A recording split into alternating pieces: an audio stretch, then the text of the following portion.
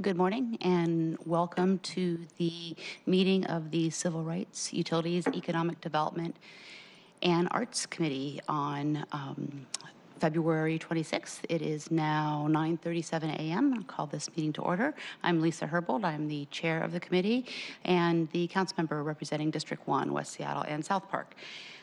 Today's agenda, we have a number of reappointments at the beginning of the agenda, 2 reappointments to the Museum Development Authority Governing Council. And then we have a couple briefings, one from the City Auditor, a review of the navigation team's 2018 second quarter report, and another briefing from the Human Services Department on the navigation team's first quarter 2019 report. That will be followed by 2 pieces of legislation. One is a bill relating to the City of Seattle's datum point. This is a follow-up to a meeting that we had previously where we had had a public hearing on this piece of legislation. And then finally, we're going to hear an ordinance authorizing the execution of a contract with Waste Management for construction waste collection services. And with that, we'll start with public comment. Oh, did you already give it to me? Oh, sorry. You're right, cultural spotlight before public comment. Jumping right in. Thank you. Let's kick things off with cultural spotlight. Jenny, you want to get us going? Thank you. Absolutely. Good morning. My name is Jenny Koo, and today we are joined by Marilyn Rakel from Art of the Alzheimer's, currently on view in the Anne Falk Gallery. Right. Hello. Thank you very much for having me. I am the director of the Art of Alzheimer's, and there's an exhibition down in the Anne Falk Gallery. I would just like to start by saying, I don't know if you're aware of this, but Seattle is a national leader in the movement to build a dementia-friendly city. And the programs that we have in Seattle are quite abundant, and more people around the state and the country are interested in what we're doing. And this exhibit is an example. I love this art. It not only is a source of enormous accomplishment and joy for the artists, but it completely changes the conversation about how we feel about persons who live with dementia. The art exhibit in Anne Falk Gallery features 7 artists with 7 completely different views of the world. This is a painting of a forest, I think, because you can never be sure. It is by Jane Kippenham, who passed away last year. And this is another one of her paintings, a still life, which I love. This is Gloria Kinney. She passed away last year. This is probably taken about 2 months before she passed away. And as you can see, she is still living with joy. And this is one of my favorite paintings. It is what we call the apotheosis of a pumpkin. And the fact that it is a giant pumpkin nestled in a forest is so delightful. And the model on the table was just a plain old pumpkin. And she transformed it. This is Rafe Schwimmer. He was diagnosed with early onset Alzheimer's at the age of 62. He's a former lawyer, and he paints and draws constantly. You can tell when he's painting because he has amped up the Dylan records that he's got. He is fascinated by eyes. All of his paintings have eyes in them, lots and lots of eyes. And this is a pastel. It is one of many, but eyes figure prominently. This is Lenny Larson, who is a co-founder of the Chicken Soup Brigade, which is a very important organization in Seattle. He is 90 years old, and he grew up at the foothills of Mount Rainier. And you can see Mount Rainier in everything he paints. So beyond those flowers, down at the bottom, you'll see a mountain peeking through. This is a painting of Mount Rainier, which he must have seen every day of his life. A lot of paintings of mountains. This is Rosemary Freeman, and she paints a completely different vision of the world. I call this Starburst. I don't know what she was painting, but it's lovely. This is her painting of a tomato. again, I love the transformations of everyday objects into something we would never have imagined. This is a house by Pat Christopherson. Her daughters say that she paints this house a lot, and when they don't recognize it. They don't know what house it refers to, but it obviously means a great deal to her. And this is Julia Blackburn with another completely different view of the world, just swirls of art. And so the art completely, I will tell you that most people, when they first see the art, their first reaction is, I had no idea. Because we tend to think of persons living with dementia as empty shells, where someone used to be. And as soon as you see the art, you go, oh, no, that's not the way it is. They're still there. They are living with joy. They are living with purpose. They are living with dignity. And to the extent that this art exhibit can reach people with that message and engage them, it is my belief that thinking about dementia for anyone who experiences it will never, ever be the same. Marilyn, can you talk a little bit about how this exhibit came to be? About what? About how the exhibit came to be. Well, the exhibit came to be, the first one started in 2016, and it was inspired by my mother, Jean. She started painting at the age of 89. She was living with mid-stage dementia, and they raised us that when they got Alzheimer's, which everyone expected, we should walk away, that they were not going to remember anything, and that we should not sacrifice our lives for them. And we all tended to believe it, and then Mother started to paint. And then we quickly realized, no, that's actually not true. So I started sharing her art with friends, and more people wanted to see it. Everyone was so grateful to experience a story about dementia and Alzheimer's that was filled with joy and hope. And that led to the first exhibition that opened here in 2016. It ran for 2 years. About 60,000 people saw it. And now this has led to the second exhibition, which is also booked for 2 years. It will close next year at the Washington State Convention Center. And there are plans in the work to take it to Eastern Washington. I personally think it should go to Paris, but, that's my feeling. Yeah. And so the artists who participate in the exhibit, are those folks who have come to art with the onset of their dementia, or are they people who were artists and held on to their art? Very few were artists before. Jane Kippenham, the very first one, she was a professional artist, but everybody else had really not painted since they were children. And is painting introduced to them as part of treatment or therapy, or is it something that they come to on their own? Usually therapy. And that's where there's this huge demand for programs like this. There are dementia-inclusive art programs. There's a wonderful program called Elderwise in Seattle. And so the challenge is that a lot of these programs are available to fairly affluent members of our city. And our goal is to expand access to them by everybody. And how do you do that? Grants. Grants and sponsorships, largely from senior living facilities who are very interested in providing programs for their residents. But again, most senior living facilities that can afford this are incredibly expensive. So the challenge to expand this to everyone in our city, that's where the grants come in. Yeah, there's a number of facilities here in Seattle that are doing a lot of memory care work and a lot of expansion into that area. So this seems Era livings, ageist living is but again, you have to have the money to participate. So a lot of our programs are trying to reach out to senior centers, community centers. We work a lot with Greenwood, with also Lake City, and the Latino Seniors Program. It's just trying to give everyone the opportunity to do this. And the other thing I believe is true, that until we think of people living with dementia as valuable human beings, we will not put resources into their care and treatment, which is why this is important. as you say, the joy comes through the art, Yeah. for sure. I look at that and it reminds me of sunlight coming through the leaves.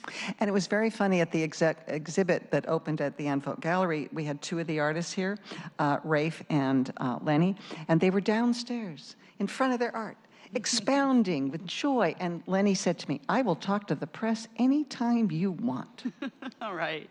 Well, thank you for sharing this with us. I have welcome. a couple of senior centers in my district, West Seattle Senior Center and the South Park Senior Center. If you'd like me to Oh, help you great. make some connections, Oh, I'd love that. I'd be happy to do so. Thank you. All right. Thank you. Okay. Thank you. All right, now we're moving into public comment. We will start with Alex Zimmerman, followed by Carol Malone. Newell will be your timekeeper. Keep an eye on him. He'll let you know when your time is just about up, and he'll let you know when your time is up. Alex. Thank you, ma'am. Sie heil my Dory Führer, fascist, anti-Semite, and cretina. My name Alex Zimmerman. I once spoke about navigation team. For how many years I see this BS and nothing change, and nothing will be changed. Because situation what as we have right now in city, even city management, is a critical, and nothing changed. And I come to this chamber for 10 years, 2,200 times in talking. It look like everybody in the city who work for government and council have dementia. My proposition very simple, for make work more productive in real management, director of department will be more responsible and accountable. You need Q&A every month for each director. Council, you sit in this chamber for 20 years, work for 20 years, 20 years. And you don't understand how this simple, what is my proposition, and I'm talking about this 100 times, make every director responsible Q&A. So when this asshole, pardon for my French, will come in every month report to the people, and people will be talk to them, not for 2 minutes, a conversation, Q&A, it will be change everything. Every civilized businesses in this planet doing this. An employee supposed to be report to shareholder.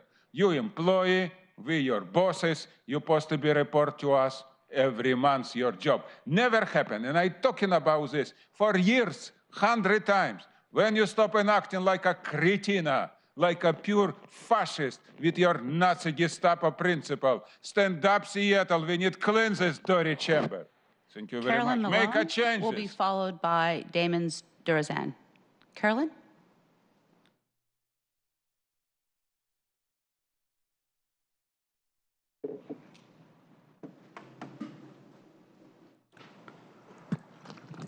I'm Carolyn Malone. With the exception of one city council member, all other members continually claim Seattle cops, especially white males, are in compliance with federal mandates to stop their brutality, corruption, and racial profiling against residents and the public, especially persons of color. Yet escalating claims and complaints and lawsuits against the city prove otherwise. On February 21st of this year, I went to St. James Cathedral, where I usually go to eat a meal and use the restroom. A rogue cop, B. Conway, badge number 6149, prevented me from entering. I was stunned to see his presence. I asked, "Why are you here?" He said, "I'm a volunteer." "Since when?" I said. "I've never seen you here before."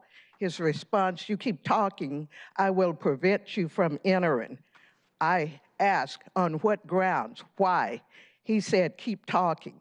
And I took out my camera, took photographs, which angered him. He yanked my bag, I yanked back. Our arms met in contact. So my question is, since when is a cop on duty working as a Seattle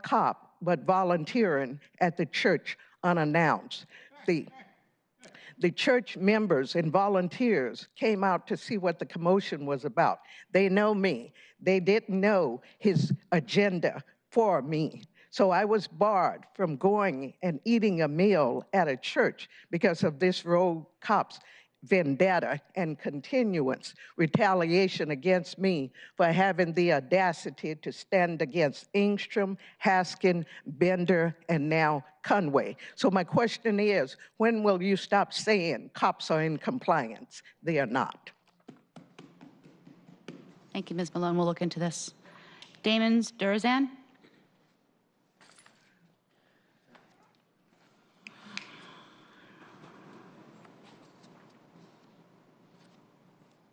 My name is Demeas Taranzan. I'm here today to talk about some issues with civil rights and the potential of my future with the navigation team.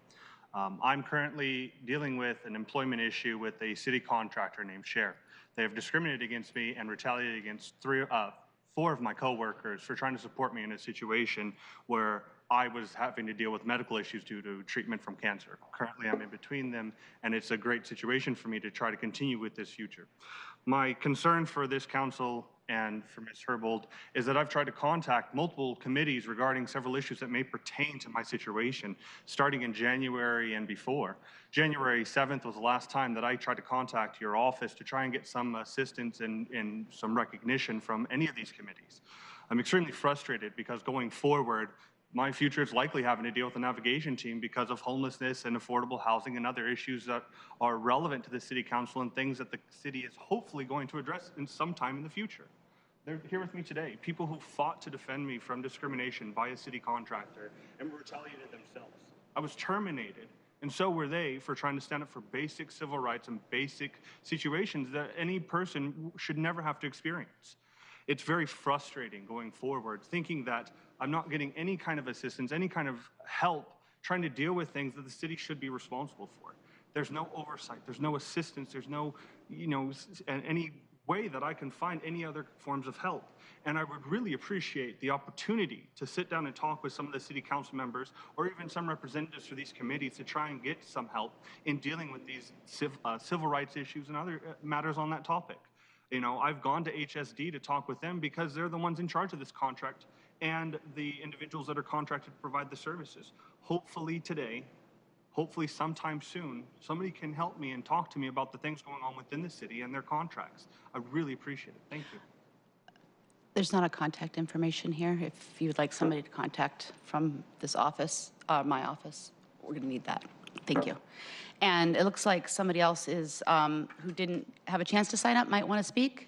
Sir, were you looking to speak? Yes, Madam Chair. Absolutely. Step on up to the mic, introduce yourself. Thank you. Yeah. Hi, I'm Rudy from Ballard. Do I have to say my last name? Social Security number?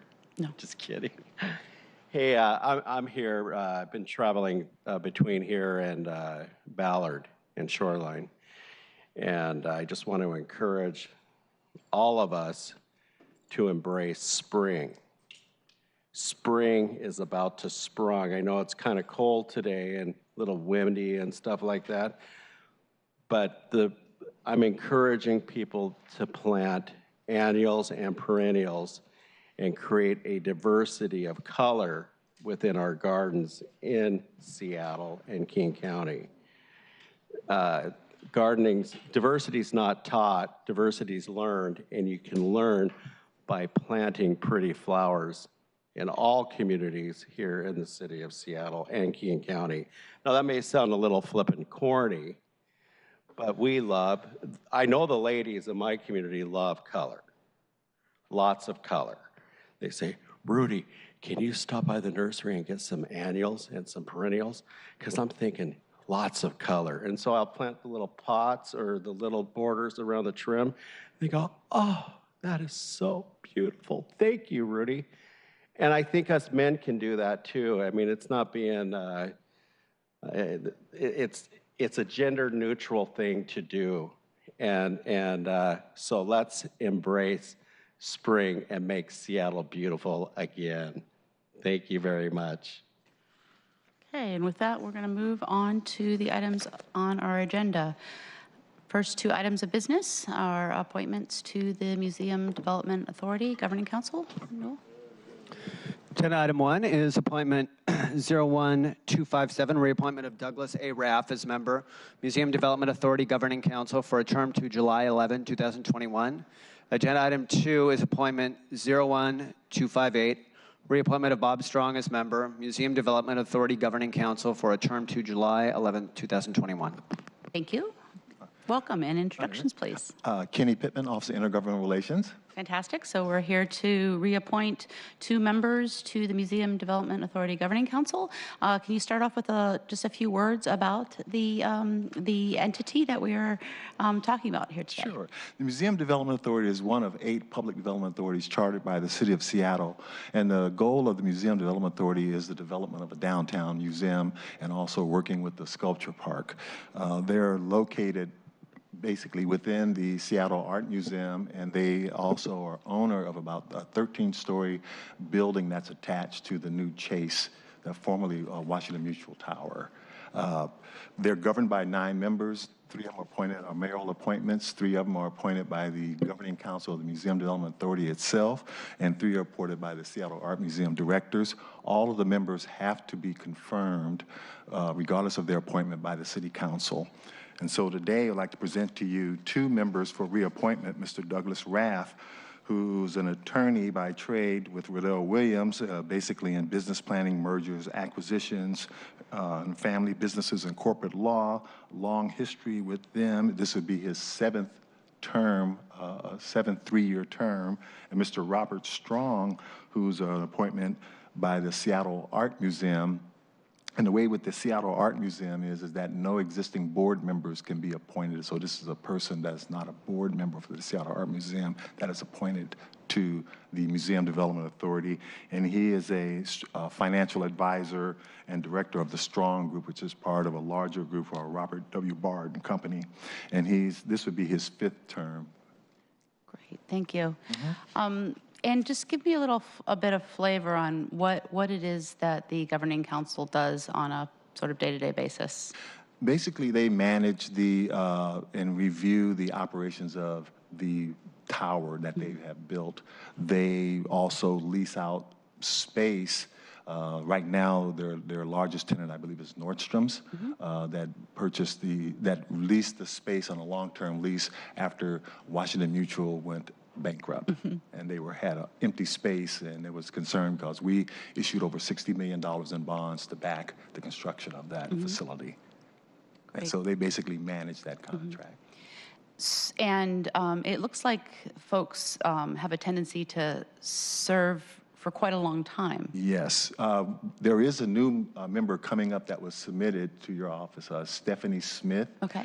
And she would be probably the 2nd new member over the 16 years that I've worked here on this. All right.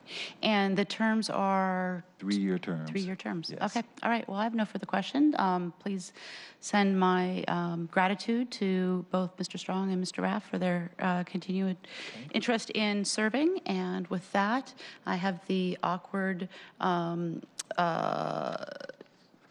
process of having to move and second and vote all by myself, but here we go. I will move appointment 1257 and appointment 1258. I will second that appointment, and I will call for a vote. All in favor, vote aye. None opposed and none abstaining, and these 2 reappointments will move on to full council on Monday. Thank you for joining us. Thank you. I'm glad you didn't ask me to name all 8 PDAs. No, next time. All right, thanks a bunch. Item 3. Agenda item 3 is the City Auditor's review of the Navigation Team's 2018 second quarter report. Great, thank you.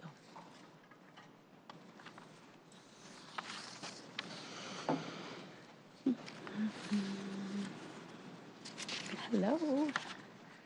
Greetings.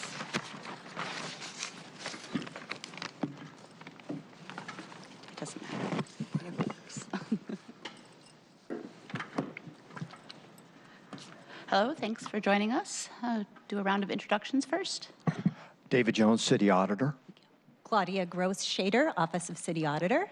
Megumi Sumitani, Office of City Auditor. Jeff Sims, Central Staff. And who would like to kick us off? All right.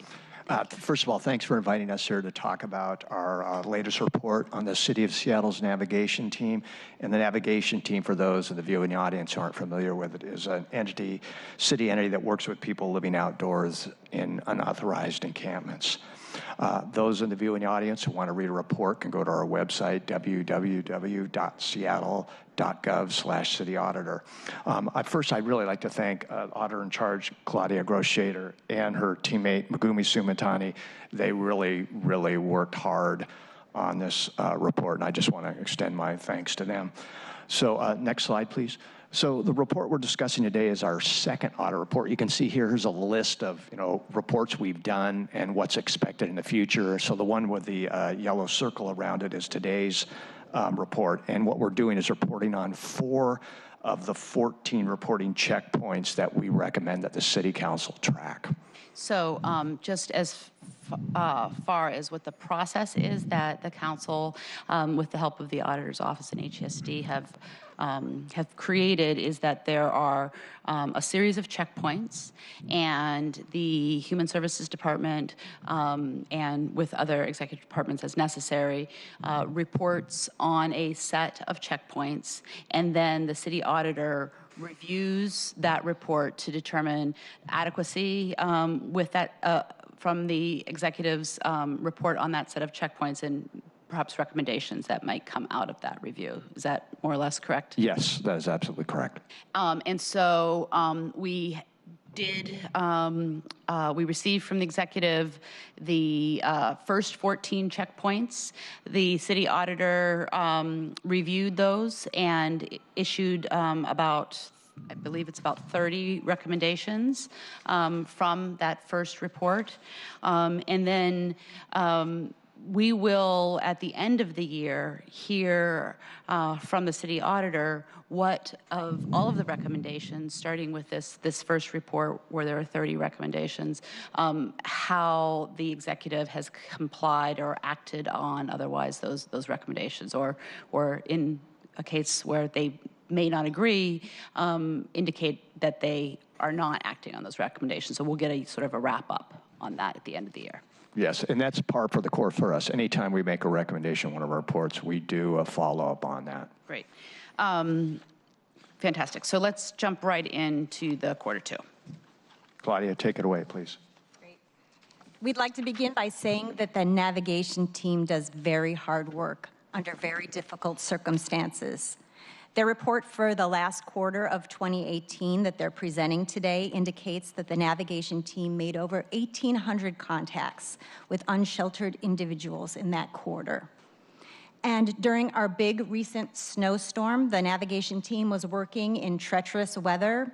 They were reaching out to folks on Seattle streets and even driving them to emergency shelters to get them in from the cold. So no doubt that lives have been saved by the good, hard work of our navigation team. The good, hard work of our navigation team needs proper support from city leaders. That includes, number 1, making sure that we, the city, are very clear about what we expect the navigation team to do and not to do. Number 2, making sure that we, the city, are equipping the navigation team with strategies that are proven to be effective and the right resources to do their job effectively. And number 3, making sure that we, the city, are rigorously tracking the outcomes of the navigation team efforts and making course corrections as needed. Those 3 things are basically the elements of a theory of a change. Theory of change can sound wonky and academic, but a theory of change is actually quite simple. Are we clear about the problem that we're trying to solve? Are we using proven strategies to solve the problem? And are we measuring our results to know if we've been successful? That's a theory of change. And these are essentially the questions that the council has asked us to look at in this continuous improvement process. The next slide, please. Thanks. Our office is independent, and we follow the government accounting standards, including standards for quality assurance. We'd like to thank Jackie St. Louis and Tara Beck and the whole team of folks from the Human Services Department, HSD, who reviewed our drafts and provided input. Thank you also to the staff from the Police Department, Seattle Public Utilities, Parks, Seattle Office for Civil Rights, and Seattle and King County Public Health. Your input was very helpful, and we incorporated your comments in our report. Per our protocol, our report was also reviewed by the Budget Office and the Mayor's Office. We also are fortunate to have a great team of researchers who have provided input on our reports. This includes the UW West Coast Poverty Center and a team of researchers from Arizona State University who are currently working with some California jurisdictions on homelessness research. And then I'd like to give a special shout out to Dr. Karen Snedker from our own Seattle Pacific University. She shared with us some notes from interviews that she and her students conducted with residents of Tent City 3. And this really helped us to incorporate the voice of those living unsheltered in our work on this report. So thank you, Dr. Snedker. Next slide, thanks. As David Jones mentioned, this report includes our assessment of the executive's responses to 4 checkpoints, dealing with early outreach, prioritizing hygiene, rigorous evaluation, and incorporating input from unsheltered individuals in the evaluation of the navigation team. And so 14 checkpoints is the entire reporting plan, correct? I had a misstatement earlier when I said the first report covered 14. 14 is the entire reporting plan, number of checkpoints. That's true. So 14 checkpoints comprise the original reporting plan that we developed in 2017. And then our previous report that we issued in the fall of last year covered 7 of those checkpoints. We're covering 4 today, and then our report that we'll get you this spring will cover the final 3 checkpoints. And then you mentioned correctly that our first report had 30 recommendations, and there are a total of 13 recommendations in this report. So that is a lot of recommendations. We'll talk about that in a second. Okay.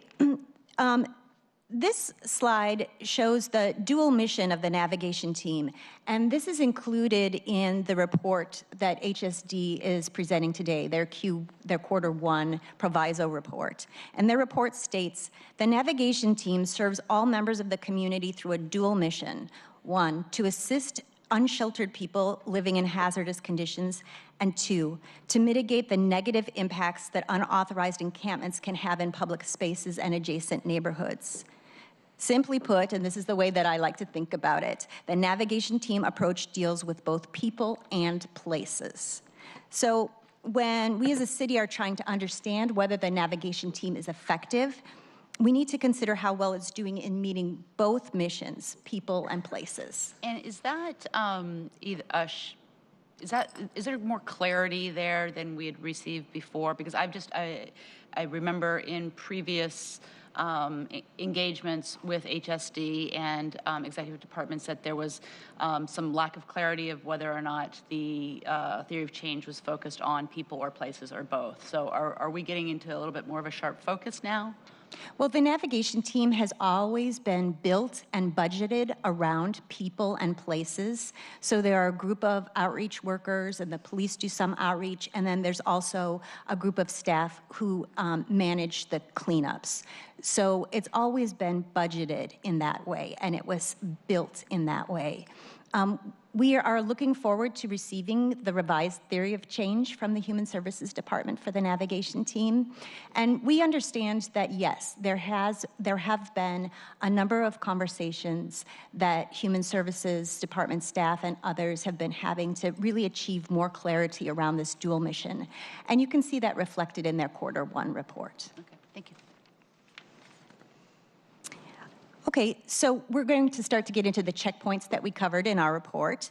And in our original reporting plan, the one with the 14 checkpoints, we asked the executive to provide an assessment of opportunities for early outreach intervention. This is important because research shows that the longer a person remains unsheltered, the more difficult it becomes for that person to break out of homelessness. So it makes sense to try to reach people with outreach as quickly as possible as soon as they become unsheltered.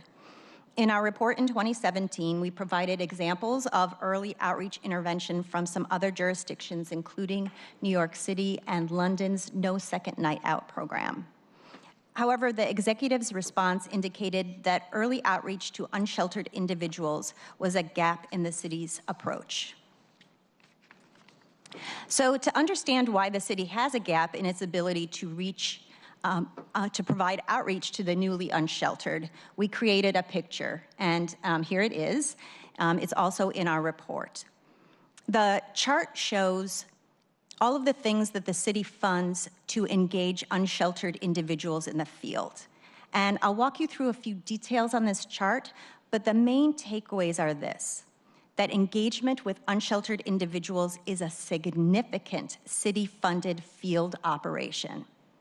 And this chart also shows how decentralized that field operation currently is. You can see all of the lines of reporting structures. So here, we drew a not very pretty line around all of the components that comprise the navigation team. We wanted to show how the navigation team fit into the larger picture. So you can see all of the green boxes on the chart, and those are organizations that the city funds to provide outreach to unsheltered individuals. This includes in the middle, in part of the thing that we encircled, REACH, and they're the outreach providers on the navigation team. Plus, there are 6 other organizations that HSD contracts with that provide outreach to unsheltered individuals in the field. And then over on the far left, there's a green box, and you can see that HSD also provides funding for the King County Mobile Medical Van.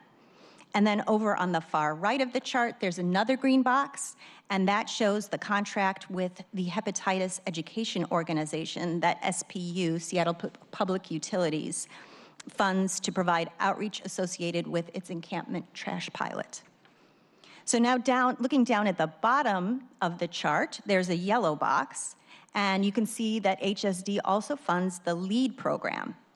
And although the vast majority of LEAD clients are homeless, LEAD is actually a crime and diversion program that helps keep people out of the criminal justice system. So referrals to LEAD are made by the police. You can see the dotted yellow lines coming from the blue boxes to denote that. And turning to the blue boxes, you can see with the navigation team, there are currently 2 sergeants and 10 officers who serve on the navigation team.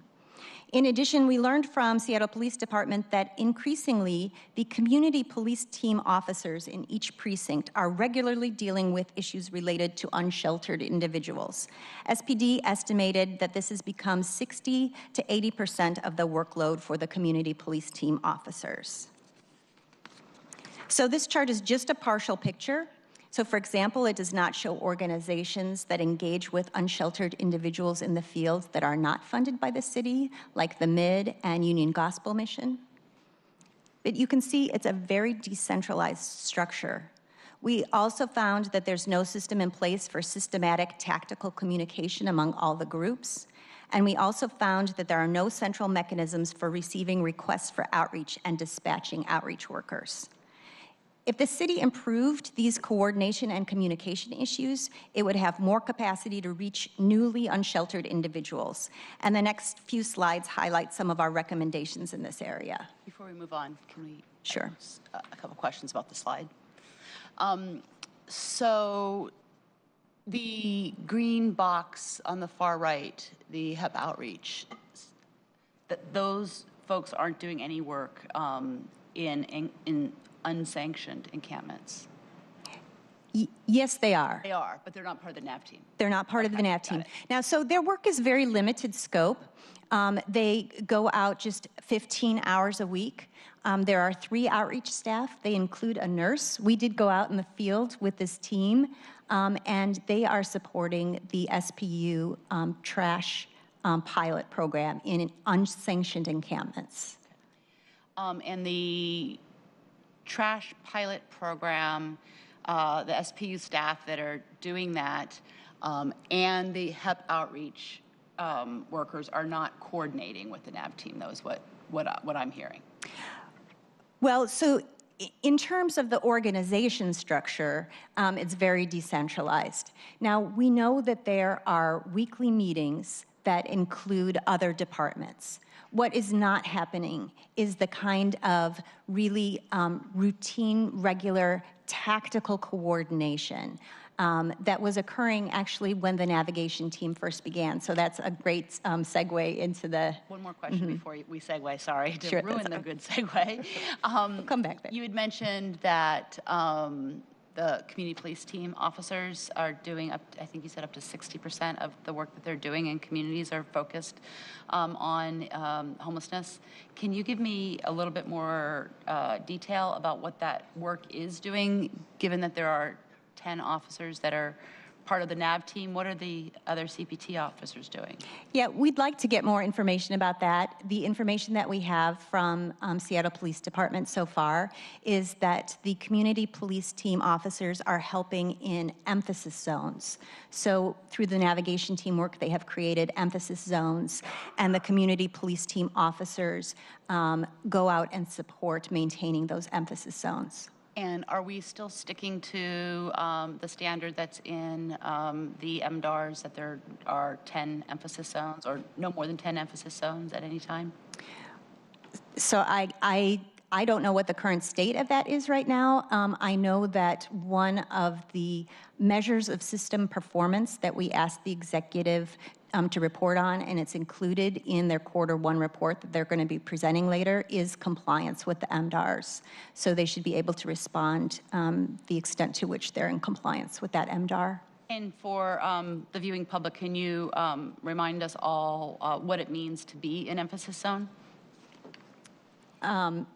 These are zones that, again, sorry, you're focused on we were focused the report, not what the definitions are for the MDARs. Right. I It's a believe, trick question. Yeah, yes, not intended. I believe there are areas that they can be fenced. They don't have to be fenced, but there are areas where if they are sort of reoccupied, I don't believe the protocols require them to do outreach and engagement and prior notice if that area has repeat camping on it or repeat outdoor sleeping on it. That's my recollection, but we'll look more into that.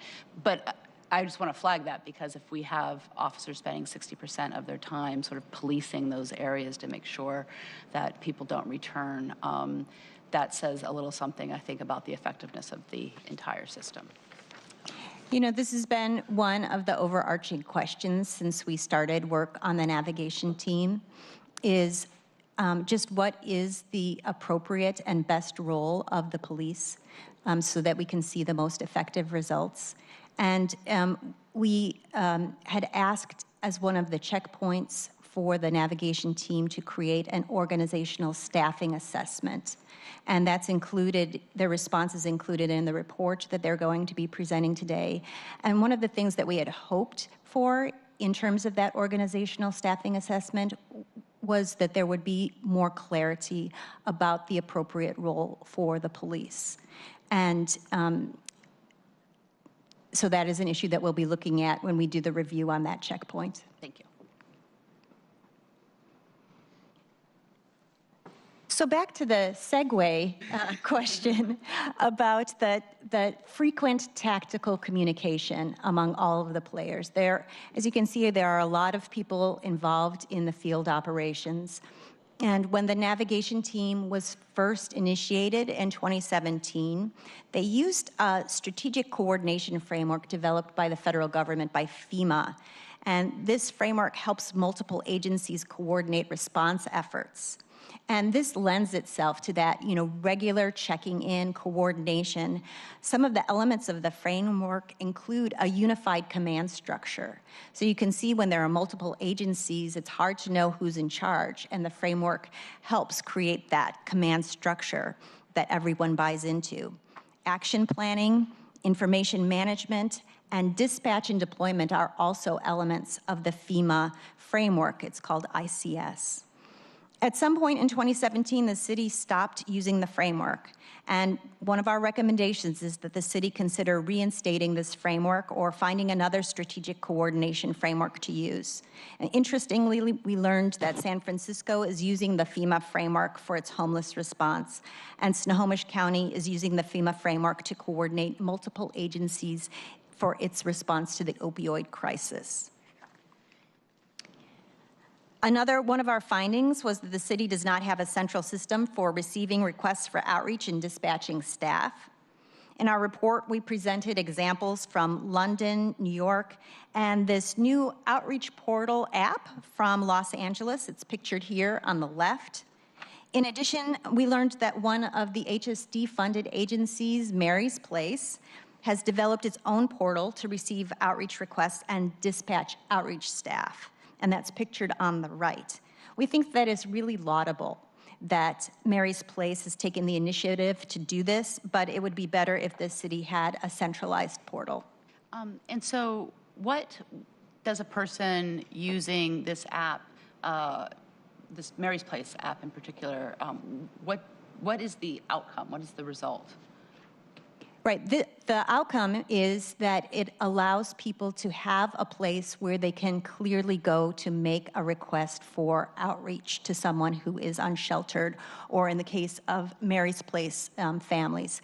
The other great thing about the LA HOP app, that's Homeless Outreach Portal, and the Mary's Place app, is that it provides really clear guidance for community members on when this app is appropriate to use, or under what circumstances you should take another measure, like, perhaps calling 911. But it provides really clear guidance to folks who would like to help someone who is unsheltered about what to do. And then it takes in that information and allows the organization to dispatch outreach to that individual. In New York City, for example, their goal is to dispatch an outreach staff within an hour. So that is very timely dispatching of outreach to people who are unsheltered. One of the things that we hear a lot from our advocacy community is outreach only works if there's a place to outreach people to. And so a tool that facilitates outreach when we have a severe lack of spaces for people to go to, I'm just questioning how it actually works in its application in a way that actually provides alternatives for people who are sleeping unsheltered. Well, you're right. These things are all interconnected. And in our previous report from the fall of 2017, we performed some analysis which showed the daily availability of shelter beds in the various shelters, the basic shelters, which are mats on the floor, and enhanced shelters. And we noted that the navigation team has been very hamstrung by the lack of shelter availability, especially in the enhanced shelters that are open 24 hours a day and have bathrooms and laundry and showers, and you can bring your pets and your spouse.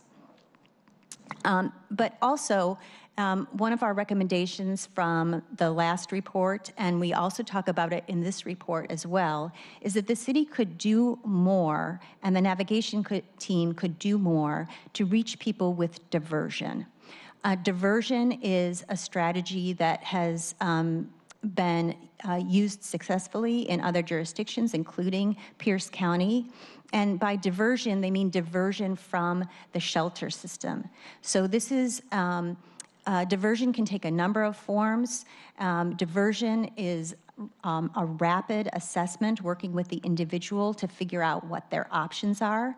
So their options may be trying to work something out with a landlord, or trying to work out if there had been a problem with a roommate, to try to resolve that. Also, if there is a family member that might be able to take the person in, what are the strategies for reunification? So those are some of the tools that can be used with diversion.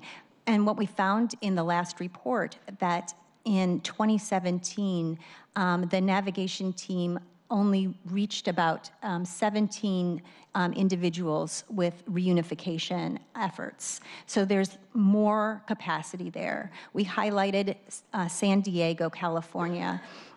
They have had excellent success with their reunification program. They reunified almost 700 people, and they're really tracking the results to see whether or not folks are staying in those reunification places, and they, a large extent, are. And so these diversion services historically have not been available to NAV team workers to connect folks to those services. That's correct. Now, we noted in our report that late in last year, HSD produced a new diversion manual, and so that is progress.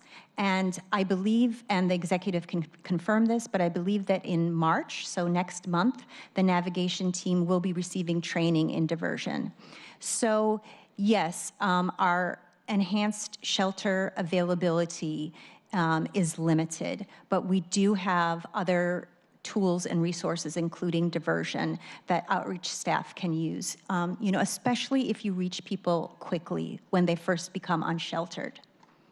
And so on the previous recommendation regarding the use of the Emergency Operations Center or a FEMA-like approach, there's that recommendation, and there's also the recommendation to have frequent systemic tactical communication among outreach providers.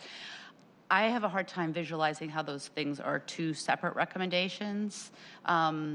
They sound like a description of very similar things, but as I understand it, the recommendation for a FEMA-like response is focused on the NAV teamwork, and the recommendation to implement frequent systematic tactical communication among outreach providers is about outreach providers throughout the system, not just NAV team outreach providers. Is that right? Right. Well, so what we found is that currently, and you could see all the green boxes on the previous slide, the efforts to bring those groups together to meet, the meetings had been somewhat infrequent. We checked the logs for attendance, and the outreach providers had, not all of them had attended those meetings.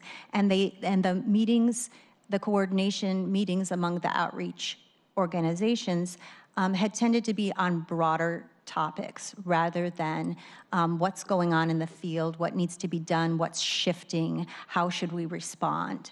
And so that is what we're recommending, is that there be some sort of forum for those kinds of frequent tactical communications. And that could be subsumed within that FEMA framework. They do have lots of tools, and from our understanding from Barb Graff, from the EOC, the FEMA framework is adaptable. You can pick and choose pieces that work to meet your needs. Thank you. I'm going to go through this slide quickly, and I won't read all of our recommendations. I would like to make one point, and we touched on this earlier in our previous report. We made 30 recommendations. In this report, we make a total of 13 recommendations, and we know this is a lot of recommendations. So we framed many of these things as things that the city should consider. We've presented some specific ideas, and we've noted examples from other jurisdictions that might be helpful. And in a continuous improvement process, you always want to be looking at what you can do that might achieve better results. So moving on to the next checkpoint, this was looking at prioritizing hygiene. And we developed this checkpoint in 2017, shortly after San Diego experienced a hepatitis A outbreak due to poor hygiene available to unsheltered individuals. So this checkpoint is associated with the navigation team's Places mission. That is to mitigate the negative impacts that unsanctioned encampments might have on public health and safety. In our site visits, we noted a number of health and safety risks. This included human feces in public spaces and around unsanctioned encampments. This poses a risk for communicable disease and can impact public health and safety. And we wanted to understand why this was occurring, and we discovered gaps in the city's approach. We very clearly found that unsheltered individuals currently do not have adequate access to bathrooms, especially during the night. There are approximately 4,500 unsheltered individuals in Seattle, but we found that there are only 6 city-funded bathrooms that are open 24 hours, and of those 6, 4 had significant health and safety issues, including 3 that had broken or missing parts. Without adequate access to bathrooms, it's understandable that we would see the things that we saw on our site observations. Human waste on the sidewalk, human waste in buckets, human waste in green spaces. The cleanups conducted by the navigation team often involve removing human waste from public spaces.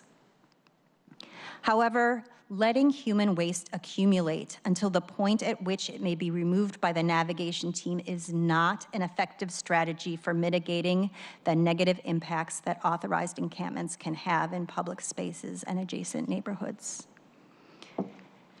So the gaps in our ability to address the hygiene needs of our unsheltered population is resulting in difficulty in meeting the place-based side of the mission.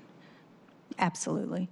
And so I seem to remember, I'm looking for it here and I'm not finding it, there was a comparison of the number of toilets that we have open 24 hours a day in the city, only 6, to what the international standard is for I believe the UN, human rights for refugee camps? United Nations High Commissioner for Refugees has a metric. It's on page 21 of the report, and their metric is basically, it says in Seattle, in order to meet their metric, and I can't remember what it is, Claudia, you may remember what it is, but we need 224 of those kind of bathrooms that we now have 6 of. We would need 224. Yeah. Well, the metric is 1 bathroom for every 20 individuals. And this is a metric, it's not quite apples to apples because this is a metric for refugee camps. But the standard is 1 restroom for every 20 individuals. And then they also have standards about maintenance of those restrooms and the access to the restrooms, and including the lighting and safety on the path accessing those restrooms. Thank you. So communicable disease can also be spread by lack of access to hand washing and bathing. Hand washing is incredibly important as well. And unsheltered individuals can't use the showers that are restricted for use by shelter clients only. So we looked at the availability of city-funded drop-in showers, and we found more gaps in the city's approach. I mentioned to Councilmember Juarez the other day, because I knew this was coming up, the complete absence in District 5, knowing that she would be interested in that. Yeah, and I just want to note, so that was, the chart that you're referring to is the chart on the left, and it shows the earliest drop-in shower time for city-funded providers by district and day of the week in 2018.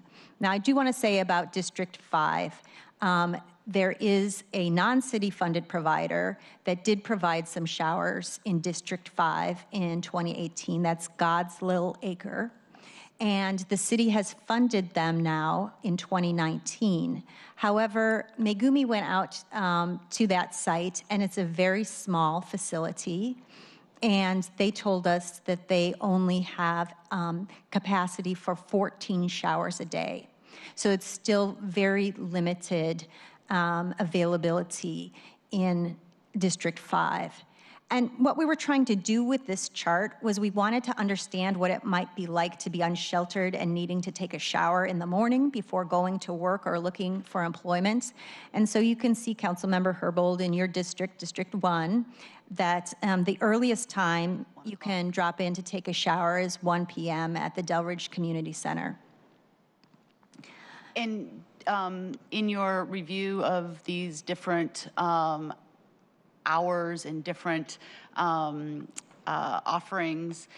Did you, what's the, is there a good reason for why one center is open at 1 and another one is able to open at 5:30? Are these all city facilities?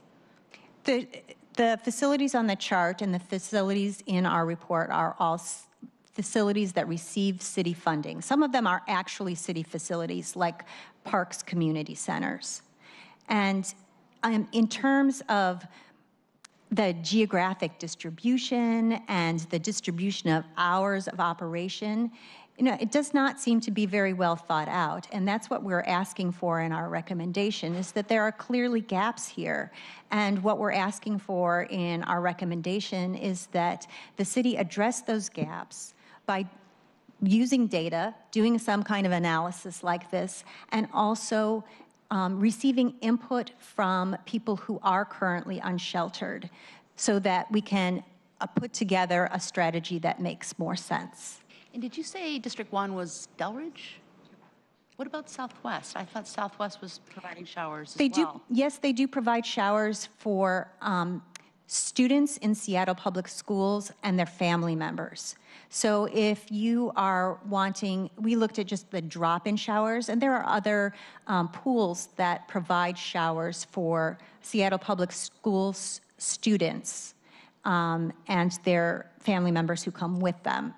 But if you are an individual who is on your own or with your spouse, and you are just looking to take a shower before work or before seeking employment, the drop-in showers are your only options.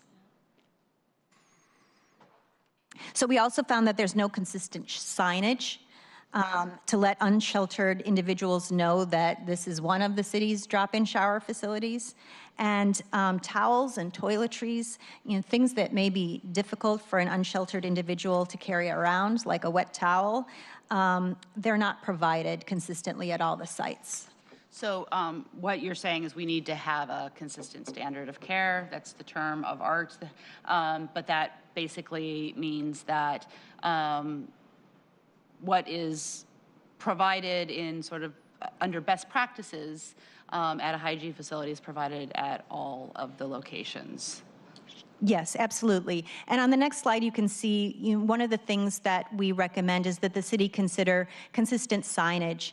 And on the bottom right, there is an example of some consistent signage that is used as part of the San Francisco Mobile Pit Stop program. So it's really clear. People can see those signs and know this is a safe restroom for me to use.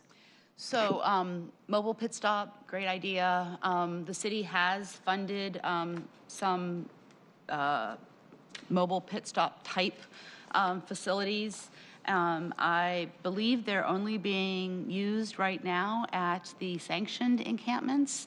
And it seems that either those facilities should be opened to a broader segment of the population, or they should be mobile and rotated to some other locations. I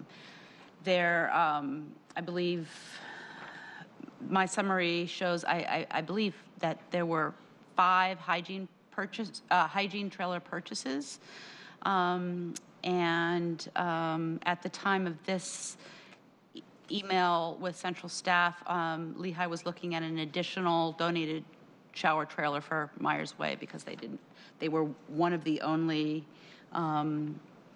sanctioned encampments that did not actually have a mobile hygiene facility.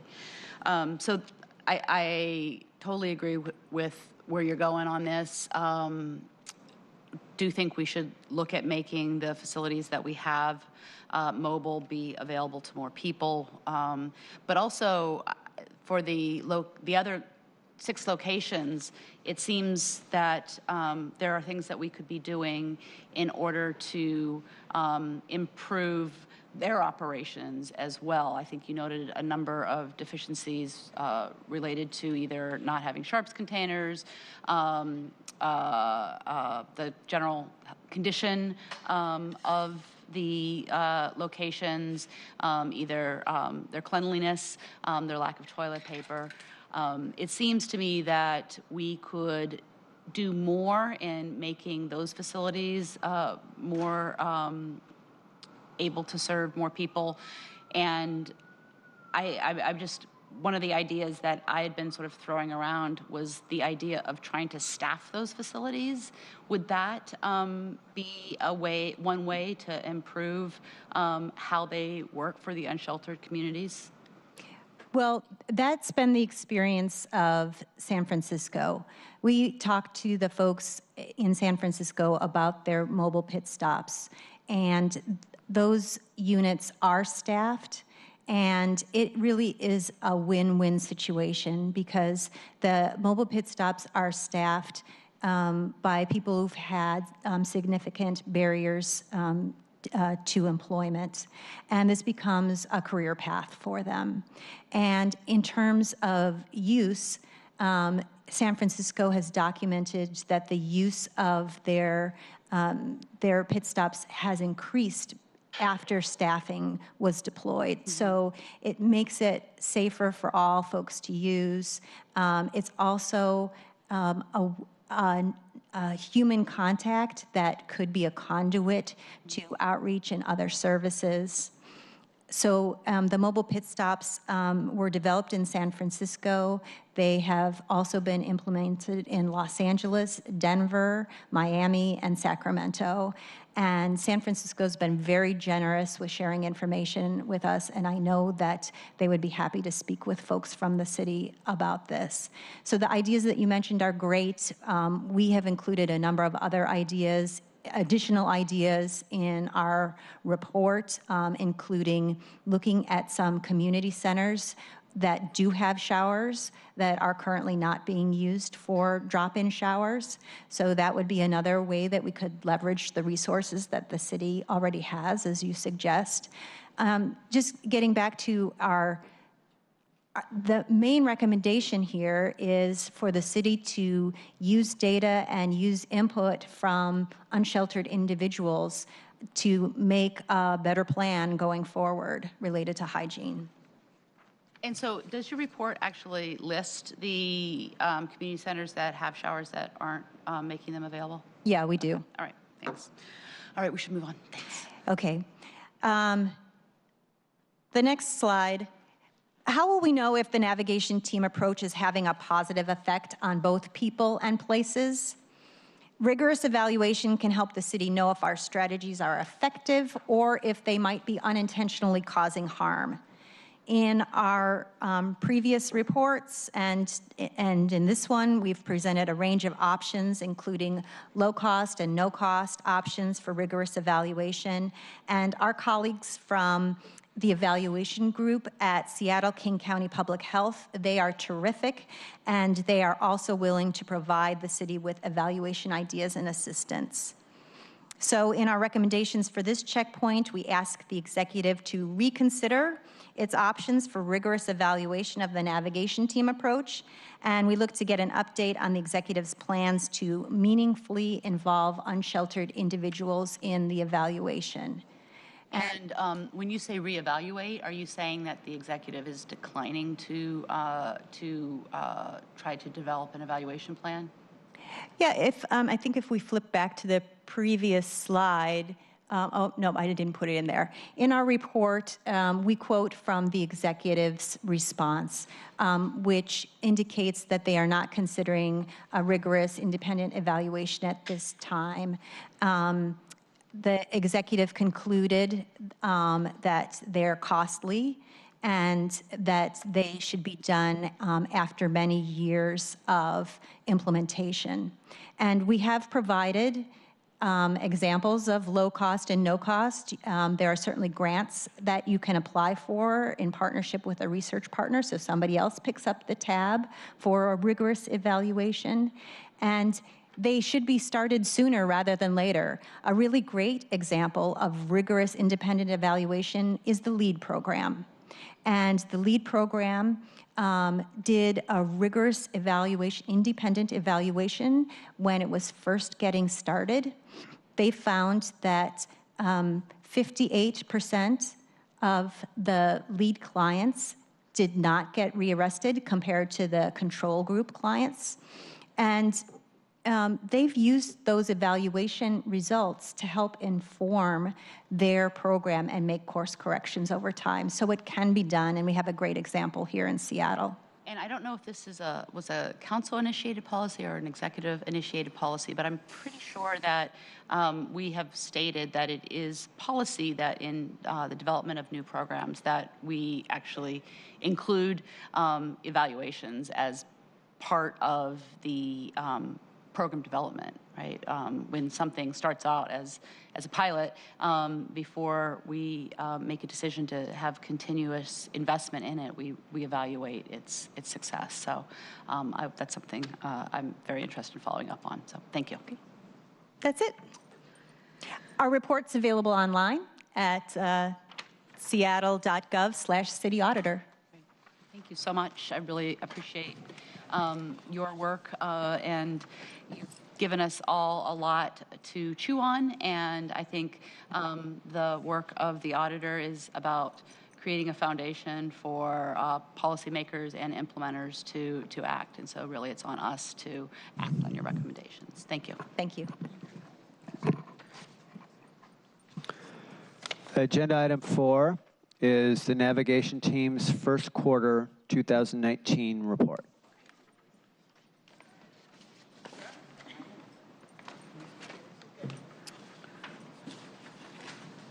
Greetings. Hi. Hi. Were we able to get your report loaded? That was low. Oh, I'm sorry. We weren't? Did we? Oh, I think well, there so. you go. We got it loaded. Yeah. All right. Great. Let's start with some introductions. Yep. Good afternoon. My name is Tiffany Washington, and I am the Deputy Director of Homelessness in the Human Services Department. And I am Jackie St. Louis, Director of Unsheltered Crisis Response with the Human Services Department. Great. Who would like to kick us off? So I'm going to kick us off, and we actually want to, while we'll talk about the things on this PowerPoint, we actually want to transition and talk about each of the recommendations that the auditor's office has in the report. We'll try to fit that in. I'm pretty sure we can do both. Okay. So that's great. And so first, I just want to say that we're committed to your goal of continual improvement of the navigation team. We've worked closely with the auditor to review the findings, and we appreciate their effort to provide constructive guidance in improving our response on the ground. We saw earlier this month an incredible response from the NAV team during the snowstorm, or Snowmageddon, as we've called it. And because of the NAV team, people were able to get sheltered who otherwise would not have under really harsh conditions. Most of the NAV team worked 15, 16-hour shifts. Jackie worked 2 weeks straight. And so I want to just put that out there because I think it highlights the importance of the team. What I do want to do for today is just remind everybody that the navigation team is one resource in the homeless response system. The auditor's report and Claudia's recommendations really span the whole homelessness response system, and we are not here today to talk about the entire system. We're happy to come back and do that, but what we are here to do today is talk about the NAV team. With that said, I actually want to make sure that y'all know that the mayor requested a meeting with the city auditor to discuss how to better align in the future and be aligned on clarity and scope. Because from my perspective and the executive's perspective, this report went way out of scope. Well, I think we've had those conversations as well with the city auditor, and I think a very compelling case has been made that the ability of the navigation team to meet the objectives of the theory of change are very impacted by the rest of the system. And we are committed together to have an approach of continuous improvement as it relates to the NAV team. But when the other parts of the system aren't working, not only does it make it difficult to meet your desired outcomes as currently defined, it also makes it very difficult to embrace that culture of continuous improvement because everything else around the garbage pickup, the hygiene services, you know, the access of your folks to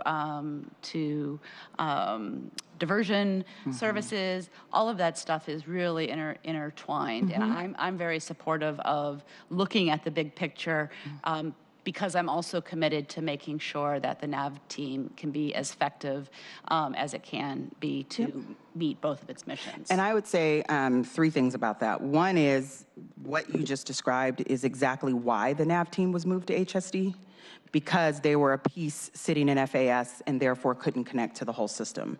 I would also say that that is exactly why the executive is working on regional governance, because Seattle is just a piece of the entire system, and we need a regional response.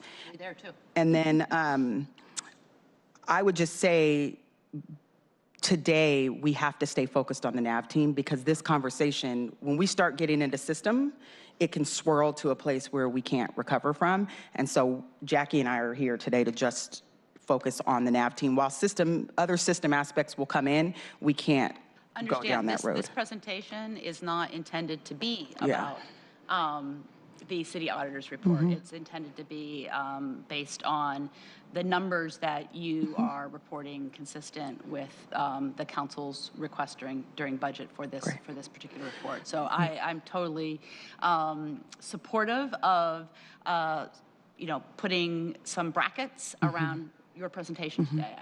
I didn't intend to ask you to respond to the auditor's report. So. Okay, so what we'll do is Jackie's gonna go through the slides, and then if time permits, I do believe it's important to address some of the things that the auditor said, because some of them were not factual. Some of them were, and some of them weren't. And so just for the record, we wanna make sure that we address those. So who's doing the slide? You can do it for him. I can move down there. Thank you. Good morning. Thanks once again. So navigation team, our presentation, so we have a dual focus, one, people, and secondly, of course, the place. So we'll be talking about today the mission and responsibilities. We'll review the Q4 data, talk about trends and opportunities for improvement, training highlights, and then our 2019 goals.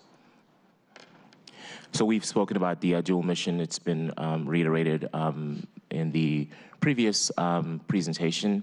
We have 4 major responsibilities, one being engagements, needs assessments, and referrals to shelter. So that is that people-focused piece of the navigation team. We're also gathering data and assisting with the storage of personal property. So individuals that are engaged by the navigation team have the capacity to have their possessions stored and then returned back to them. We also are removing waste. We're trying to mitigate public health and public safety risks that can be associated with encampments, and then enforcing lawful orders to vacate unauthorized encampment sites. Key data from Q4, site cleanings, there were a total of 240 site inspections completed. The site inspection happens prior to any engagement to the site. There were 81 obstruction and hazard cleans. There were 28 72-hour cleans. There were 320 tons of trash removed.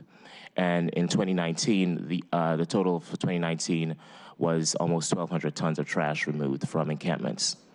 Outreach numbers, 1,800 contacts, 301 referrals to shelter. Basic shelter referrals were 89, enhanced shelter referrals 196, and then 16 referrals to tiny home villages. Can I just interject something here? This is a place where I feel like there's confusion. When we say outreach, and Claudia showed that large chart, there is a difference between NAV team outreach and then the system outreach. And so those green boxes really are not disjointed parts. They're made that way by design. We don't want 90% of our outreach workers to be in the field responding to cleans. We want our outreach workers to be in the field developing relationships with people that are unsheltered, so that by the time the NAV team gets there, they have a connection, and it'll be easier to connect those folks to resources. So at a later date, I just think that that's a place of huge confusion of it's not disjointed, it's created that way by design. I think the point that the auditor was making is not that the green boxes or the outreach teams represented by the green boxes should be doing the same work as the NAV team outreach workers, but that there should be coordination across all outreach functions in the city, whether or not they're focused on locations where there are planned removals or focused on other locations. I also want to highlight the fact that HSD has come to my committee in the past and told me that the NAV team does spend some of their time in areas that are not scheduled for removal. And it seems to me that that is something, and I'm not being critical, I'm just identifying it as a practice that I believe has changed, because I don't believe that NAV team outreach workers or the NAV team is engaging with people except in locations that you're planning to do removals now. Sure. So in responding to the issue of coordination and collaboration across the continuum, not wanting to segue the conversation, but there is coordination that is happening, and increasingly so. There is the group of individuals that are contracted by city, the continuum, who are working collaboratively to think about better ways to work collaboratively with individuals who are being contacted by the NAV team, not only the NAV team, but folks across the continuum. There's also that coordination happening at the prep meeting. And then at our dispatch meeting that happens weekly, we have a Wednesday morning meeting where we bring in partners too as well to have discussions about client-specific issues. So that was another piece of the conversation that preceded our current presentation. And I think that's a bit of a misnomer, that there's not collaboration happening when it is. And that does not only include partners who are contracted by the city, but even folks who are not too as well. And so how frequent is that? So the Outreach Continuum Work Group meets once monthly, and then there is another group that meets previous to that. The prep meeting meets once monthly, and then the dispatch meetings happen weekly, and they happen Mondays through Thursdays. And I understood from a meeting that I had with Director Johnson, I believe that the dispatch meetings have been sort of re-begun, that they hadn't been happening. Well, there was a transition happening remember, we never had a full-time space. We were being afforded an opportunity to use the space at the Emergency Operations Center. We've since secured an office space in SoDo, and with the transition to the Human Services Department, we have the ability now currently to use spaces at the Central Building and at the Municipal Tower. You were credited for getting that going again. Well, I don't know if it should be attributed to me, but the groups are meeting. They're meeting in multiple spaces, and the conversations about client-specific needs are happening. I think. I'm wondering. It would be. I think again, we're talking about two different types of coordination.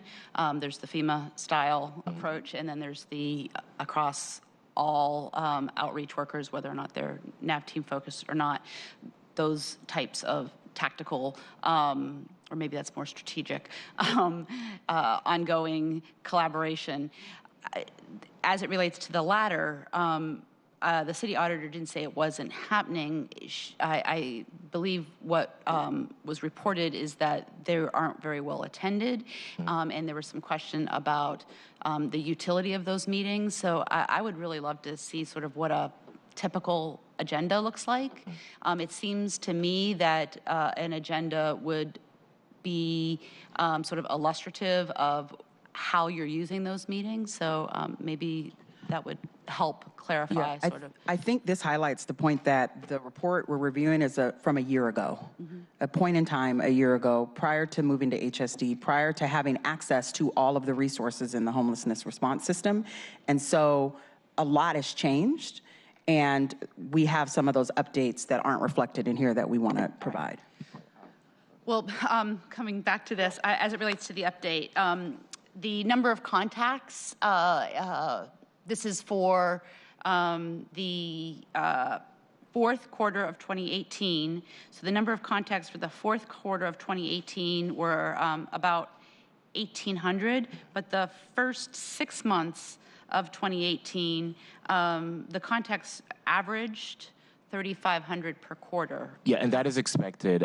There is a ramp down that happens during the final months of the year, particularly so in December. There's a lot less operations that happen. So generally you find in the months of November to December, there's less activity. And why is that? There's just a ramp down, the weather too as well. There are some encampments that can't be engaged based on safety reasons. There's more rain, there's cold, those things are associated. And also, I think human beings too as well have the tendency to, after working a very long year, want to take some time off too as well.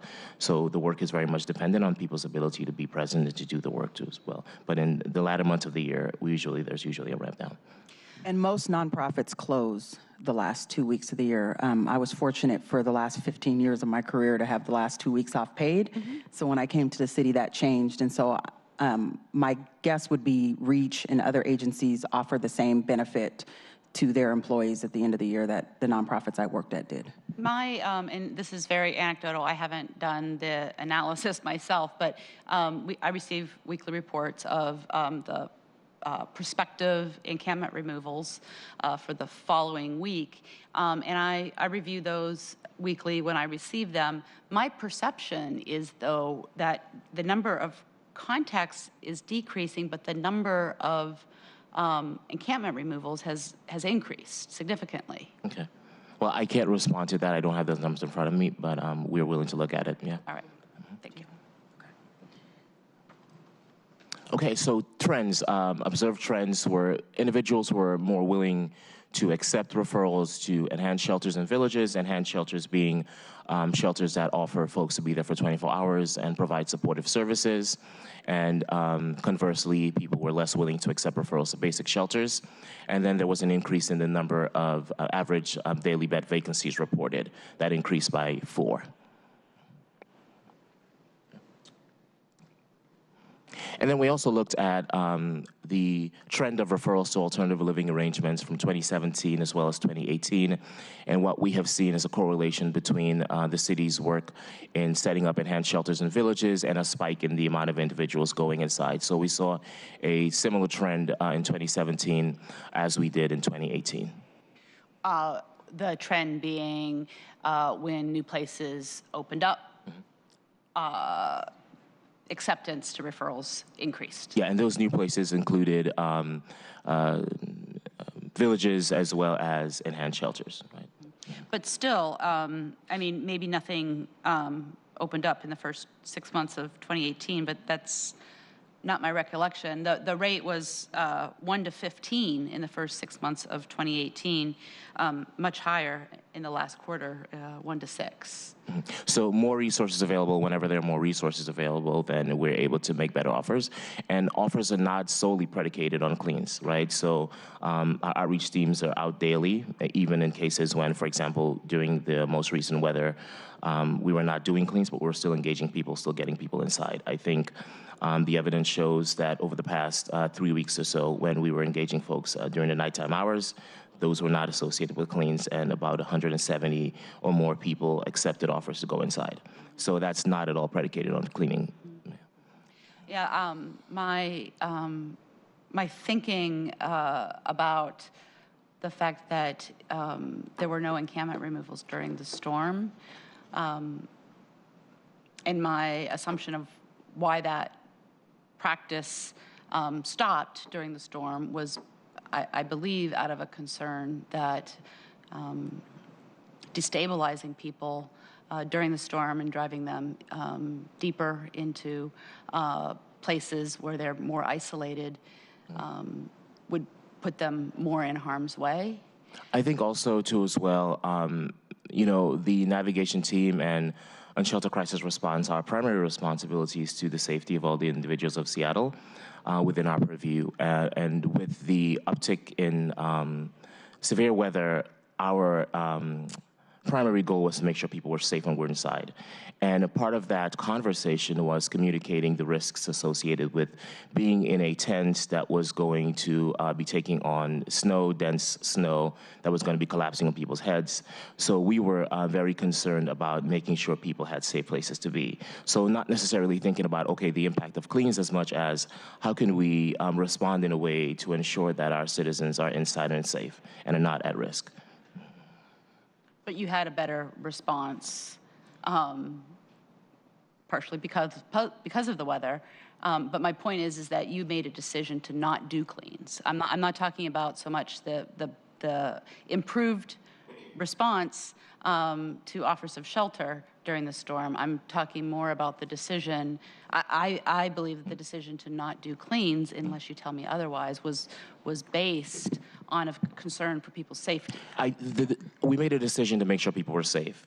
We focused all of our resources on getting people inside. So, cleans became a secondary concern. I understand. Right? It was not anything that we were considering. We had to ensure people were safe. And the staff, we had our field coordinators out doing outreach. We had our police officers out doing outreach. We had administrative staff out doing outreach. We purposed all of our resources to focus solely on getting people inside and making sure they were safe. Rather than making a specific decision to not do cleans. Right, exactly. It wasn't like a decision point. Everybody just rallied around getting people safe. Mm-hmm. But that in itself is an interesting message, an interesting takeaway for me of the improvement in outcomes if you're really focused primarily on getting people safe.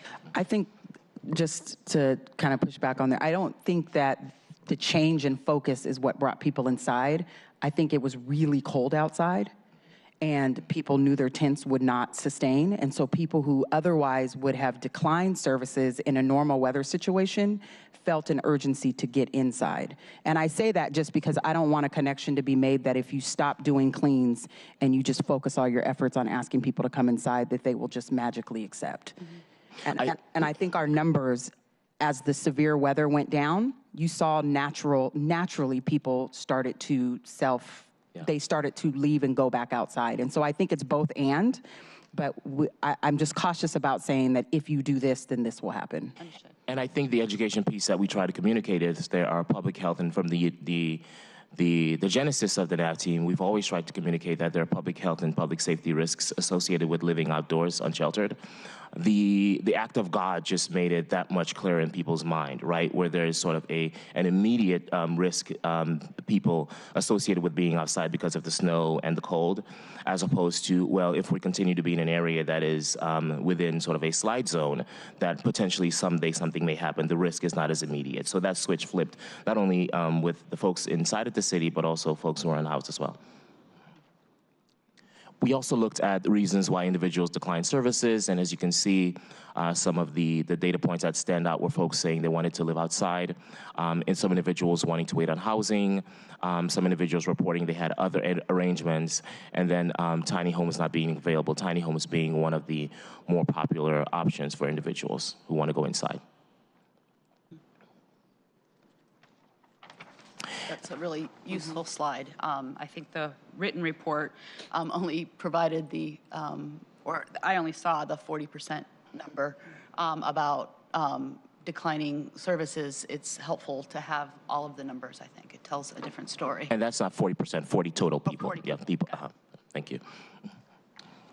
And some planned data improvements. We are looking at data points for services that are most frequently requested.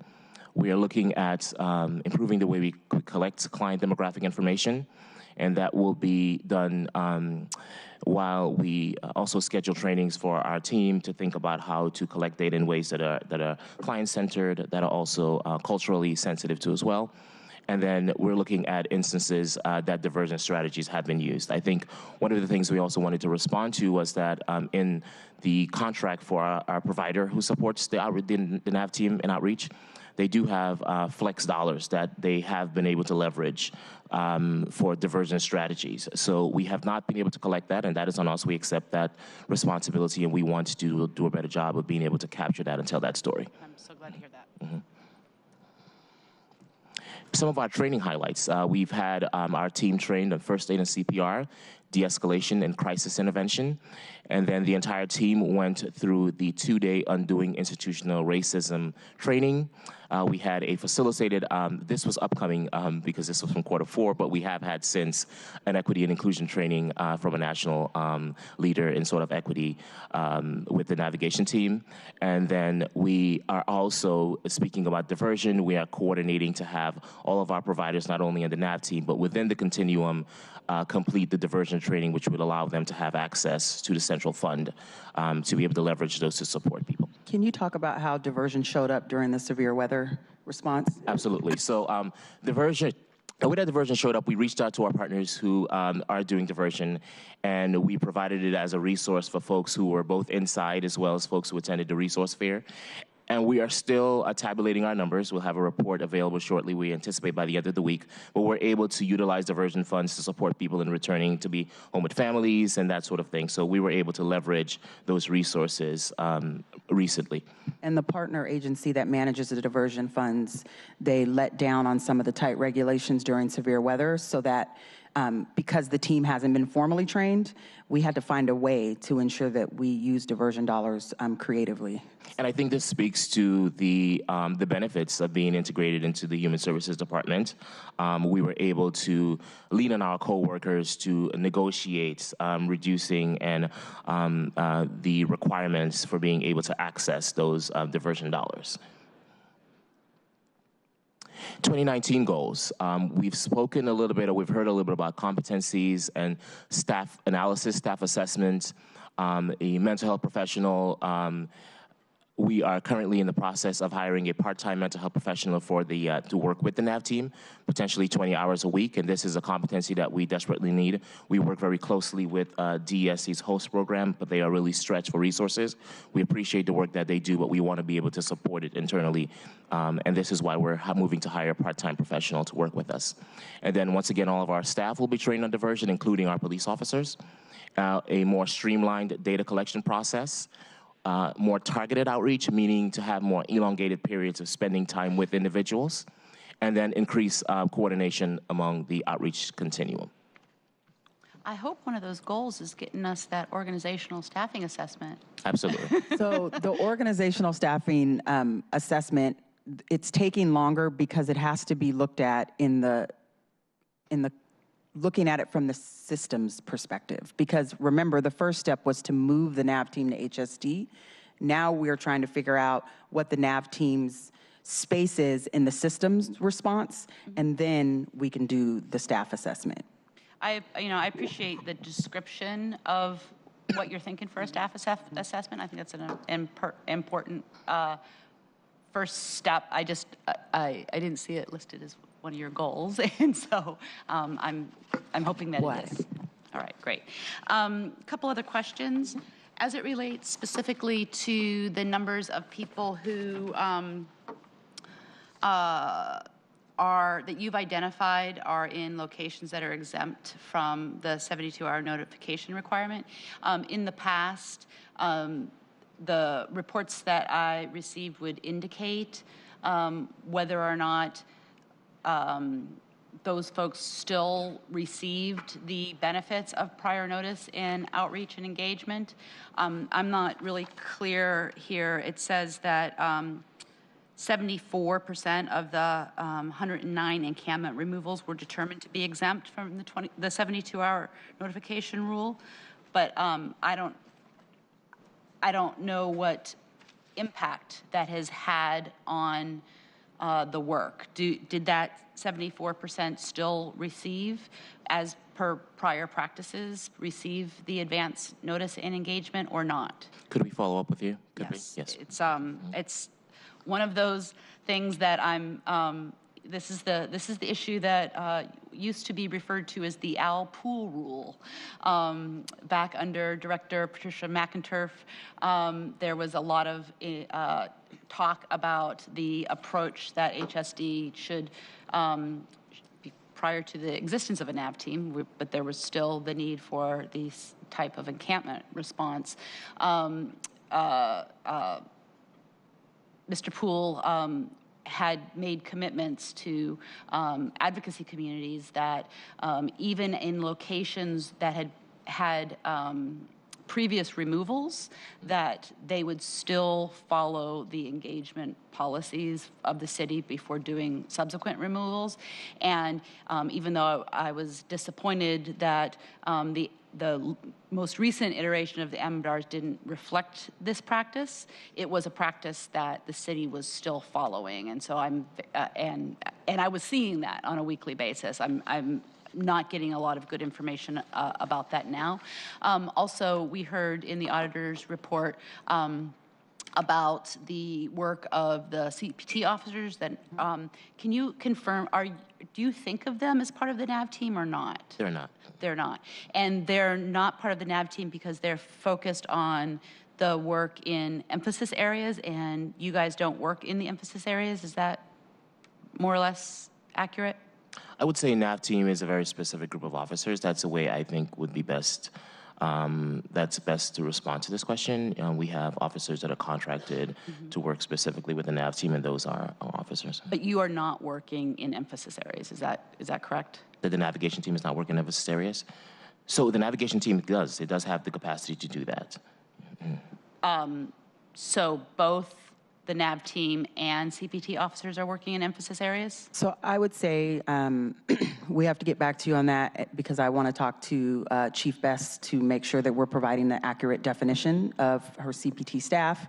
But what Jackie said is correct. The NAV team is responsible to go out into the field, and some of those include emphasis areas. Okay, great, thanks. And then I just want to flag for ongoing discussions, the requests during the budget process for inclusion in weekly reports, more information about the notice that is given to folks before encampment removals and the average number of visits of outreach before encampment removal. I understand you can't predict what is going to happen in the future week, but it's knowable information that you have for up to the date of the Friday report. You could be producing that information, but I understand. I'm just going to kind of, I'm noting that for my interest in having continued communication about it. Yeah. Great. Jeff, am I missing anything down there? No, I think you covered the primary points, actually. Okay. All right, great. Thank you. Good. Thank you. All right. Thank you for joining us. I really appreciate it. All right. Agenda item 5 is Council Bill 119420. An ordinance relating to the City of Seattle's datum point, updating the vertical and horizontal reference datum for City of Seattle departments and outside entities as a standard elevation reference plane, requiring certain measurements for preliminary plats to be based on the updated vertical and horizontal datum, and amending Chapter 1.20 of the Seattle Municipal Code, and amending sections 23.22.020, 2375-100, 25.06, subsection 030, 070, and 090 of the Seattle Municipal Code. Great. Introductions? Yep, thank you. Brian Goodnight, Council Central Staff. Fantastic. What are we doing here? I know we had a public hearing about this before the new year? January 25th. Okay, or after the new year. Okay, yep. all right. Yeah, so at the previous meeting at January 25th, staff from Seattle Public Utilities provided a presentation on the ordinance and a description of the legislation. As a quick refresher, a datum point is a reference point that's used in surveying and construction to provide a known location for measuring the position and height of an object. In 2003, the city's code was updated to recognize national datum information from 1983 and from 1988. And from now on, instead of referencing a specific instance of the national standards, this ordinance would amend the code to simply reference the national standard system, including any updates or successor systems, thereby preventing the need to update the code whenever those national standards are modified. Since this ordinance is amending the land use code, as you mentioned, the committee had a public hearing on January 25th, and there were no comments from the public on the item at that time. And then lastly, the original bill as transmitted and introduced contained some errors, and so therefore there's a proposed substitute in your packets. The proposed substitute is indicated as version D2, and it makes only technical corrections to the bill. And can you remind me, it seems like this, a datum point as it's been described, would not be a thing that changes. Can you remind me why it changes? Probably not to the best ability that SPU could. Before this, I know that historically the city of Seattle had a physical point that was here, and at some point in the late 20th century, we switched to reference the national standard system. Okay. Therefore, everyone was working off the same basis. So, and all jurisdictions across the country have their own datum points. Is that? I believe it is possible. My understanding is that Washington State also uses the national standards, so this would be conforming us to the systems that are used. Yeah. Okay, and it's conforming us to, but there is a datum point for every jurisdiction, right? Or is there just we're not changing it to be a single data point for the whole country? No, this is just for the city of Seattle's data point. All right, that's correct. It's an interesting little tidbit that I never knew existed, but it makes a lot of logical sense for why we would need it. And so with this legislation, we will not need to refresh it when it changes, because it will just automatically change when the national standards are changed. That's right. My understanding is that the next update is in 2022, and so this way we're just referencing the national system. All right. We'll just be incorporated. Sounds good to me. With that, I will move Council Bill 1194-20. Oh, we have substitute? I have version D2, yes. My apologies. I will move substitute D2 of Council Bill 1194-20. I will second the substitute. I will vote in favor of the substitute. Nobody is opposing and nobody is abstaining. And now I will vote on the substitute. I will move, I feel like I'm saying the same thing that I just said, but nevertheless, I will move the substitute, I will second the substitute, and I will vote in favor of the substitute. With that, Council Bill 1194-20 will move on to full council on Monday. Thanks. Agenda item 6 is Council Bill 119464, an ordinance authorizing the General Manager, CEO of Seattle Public Utilities to execute a contract with Waste Management of Washington for constructing waste collection services and ratifying and confirming certain prior acts. Thank you. Greetings and welcome. Introductions, please. Ken Snipes, Chief Administrative Officer and Solid Waste Deputy Director for Seattle Public Utilities. Hans Van Dusen, Solid Waste Contract Manager for Seattle Public Utilities. All right, take us away.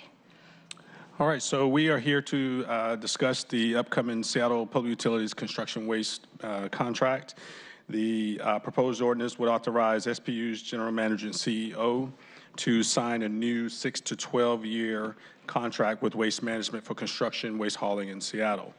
It would cover delivery and collection of temporary drop boxes at the construction sites, and these are for non-recyclable waste. Okay. And I'll take it from there. This is a contract that's outside of our regular large solid waste contracts that you're familiar with. It's a specific item of construction waste for disposal in drop box, as covered in the presentation.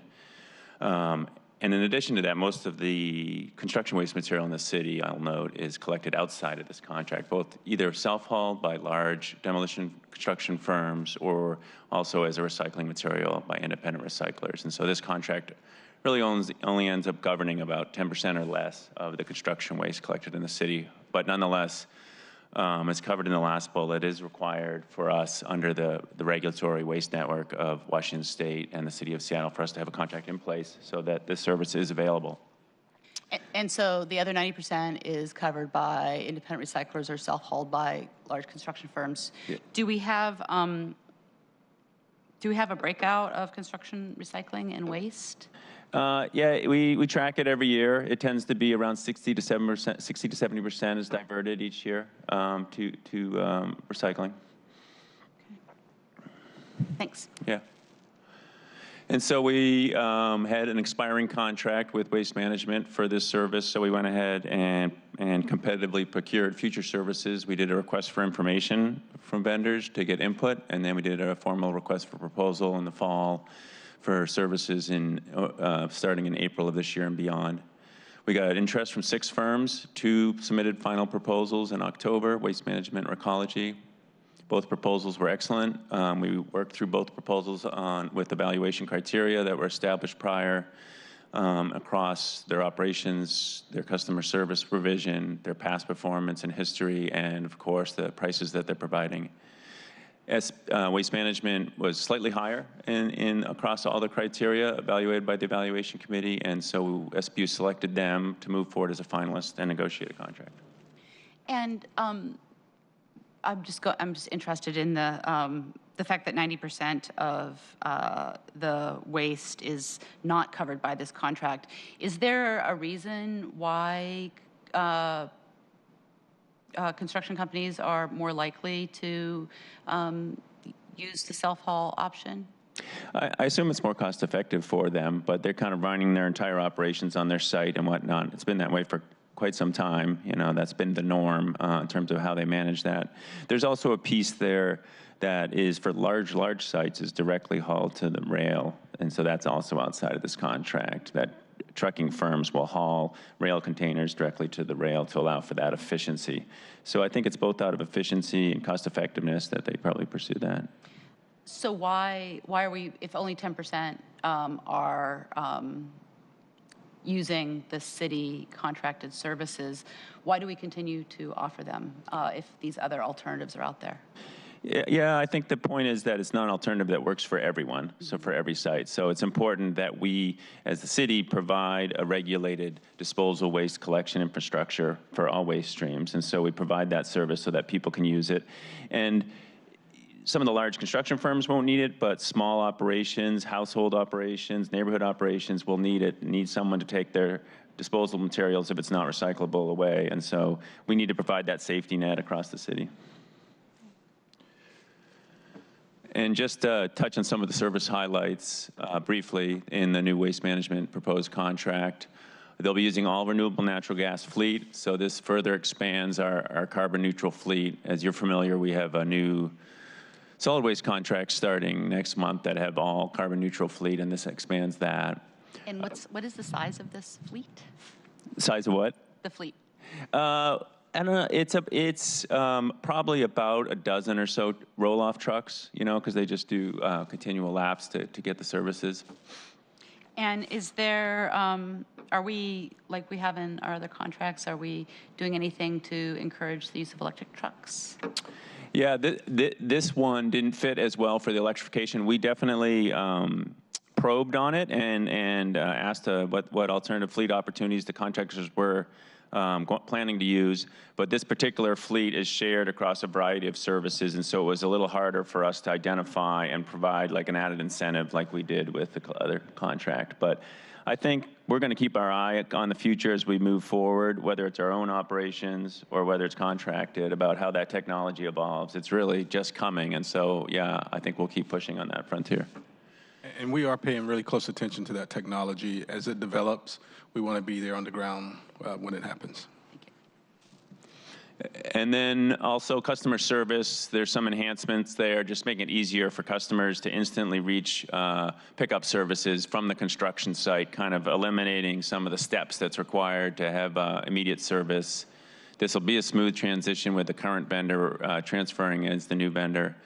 And then we've included some elements there to help further increase our recycling by having them help us continue to monitor loads and make sure that recyclables are going in recycling loads and not in disposal loads. What are our goals for this line of business? It's 70% diversion, yeah. And we're seeing 60 to 70, you said? Yeah, yeah, yeah. And I'm sorry, that 60 to 70, was that for what we're seeing only for the 10% that we're responsible for, or are we also monitoring That's the entire waste stream. It's the entire waste stream. Yeah, okay. yeah. And so do we know if we're seeing better numbers for this contracted work than we're seeing for the self-haul? Have we parsed it out? No, that's a difficult question to answer. Because the recycling, the numerator recycling part of it covers all sectors, and so it's hard to say when that recycling material comes in, whether it was from the demolition firm or from the contracted. So I don't think we could clearly answer that question, but just make sure we're reaching all segments of the construction community. Yeah, I think the requirements are essentially the same. The opportunity for this market will be when more materials are available for recycling. And so that's going to be the opportunity there. Right. It seems like if you know the answer for the entire waste stream, and if we required our contractor to track what happens with what it is getting rid of, that we would, by process of elimination, be able to figure out what's going on in the self-haul system. Yeah, it's a good question. We can definitely divvy out the waste disposal where it came from, but the recycling is harder, like in terms of that's the other part of that equation, is like all the concrete that came into concrete facilities, right, saying whether it came from a small operation using our contract or a big operation. Right. That's a little trickier. Okay. But good question. And then on the financial side, the prices for the customer are similar to the current contract, so we're pleased with that. It has a very minimal impact on the SBU budget, partly because of the way this contract is set up. It's a franchise arrangement where they retain the revenue from the customers, and then we just retain a franchise fee, SBU's Solid Waste Fund, and that franchise fee will increase slightly from $15,000 to $20,000 a year, fairly small amount. And then even the contract value itself is not too big. It's $400,000 a year for waste management. And what's the duration of the contract? 6 to 10 years. Great. I have no further questions. Am I missing anything? No? Okay. Well, with that, I will move passage of 1194-64.